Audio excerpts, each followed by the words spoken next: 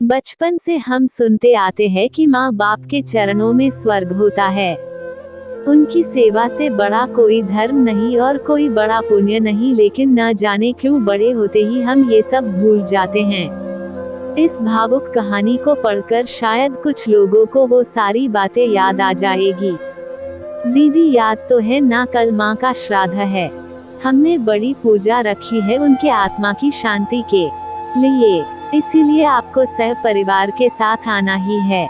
रूही अपनी नंदन कोमल को फोन पर कहती है। तभी कोमल उसकी भाभी को बोली, मैं नहीं आ सकती, आपको तो पता ही है कि उनको छुट्टी नहीं मिलेगी। अरे दीदी ऐसे कैसे, माँ के जमाई और बेटी उनके श्राद्ध में नहीं आएंगे तो उनको शांति कैसे मिलेगी, इसीलिए आपको आना ही पड़ेगा। बाकी मुझे कुछ भी नहीं पता। इतना बोलकर रूही ने फोन रख दिया। इधर कोमल पुरानी यादों में खो गई। जब उसके पापा की मृत्यु हो गई थी तभी कोमल अपने मायके गई हुई थी। कोमल को माँ बोली, बेटा तुम्हारे पापा मुझे छोड़कर अकेले ही चले गए, पता नहीं अब किसके आधार पर छोड़कर गए। माँ कोमल के गले लगकर रो रही थी। तब कोमल बोली, यह सब लोग तो है ना भैया, भाभी और बच्चे, तो चिंता क्यों करती हो। कोमल कई दिनों तक अपनी माँ के पास रह कर आई थी, लेकिन हमेशा ज्यादातर फोन पर बोलना होता था। कभी कॉल पर तो कभी वीडियो कॉल पर बोलना होता था। बेटा क्या बनाया तूने, एक दिन माँ ने वीडियो कॉल पर पूछा। माँ आलू की सब्जी और रोटी बनाई है, कोमल ने जवाब दिया। माँ बोली, अरे वाह। सब्जी का नाम सुनते ही माँ की आंखों में एक अलग ही चमक देखने के मिली जो कोमल को दिखी। तभी कोमल माँ को बोली, माँ तुम्हें खाने का मन हो रहा होगा तो भाभी को बोलो बना कर दे। कोमल हंसते हुए माँ से बोली।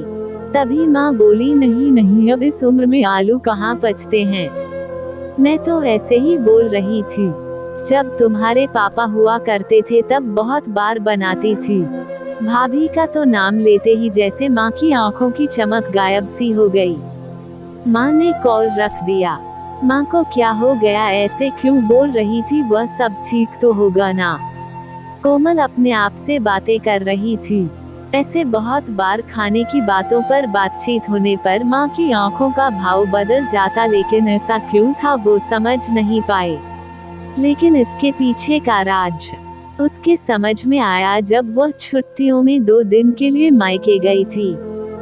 एक दिन कोमल माँ के कमरे में माँ के साथ गपशप कर रही थी, तभी दीदी खाना खाने चलो। रूही माँ के कमरे में आकर कोमल को बोली, चलो माँ तुम भी खाना खा लो। कोमल उठते उठते हुए बोली, अरे दीदी नहीं नहीं, माँ को क्यों तकलीफ देना, वह यहीं पर ही खाना खा लेगी, आप चलो। रूही बोली, भाभी जिस खाने के लिए मेरी माँ जब जिंदा थी तब तरसती थी, उसे मरने के बाद दे रहे हो तो वो कैसे तृप्त होगी।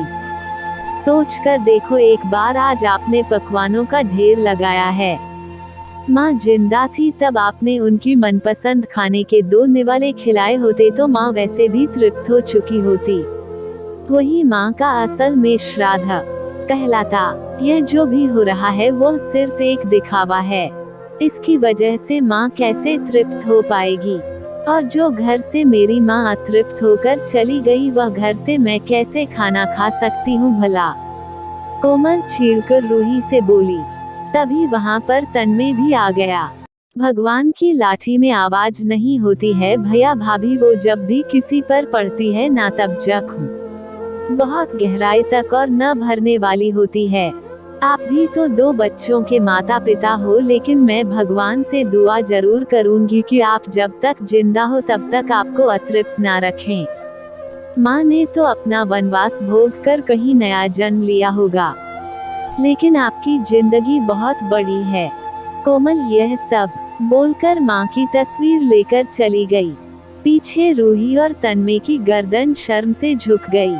दोस्तों, माँ बाप जिंदा है तब तक उनकी सेवा करना, उनकी हर इच्छा पूरी करना, वही उनका असली श्राद्ध होता है। उनकी मृत्यु के बाद कितने भी 56 भोग बनाए सब व्यर्थ है।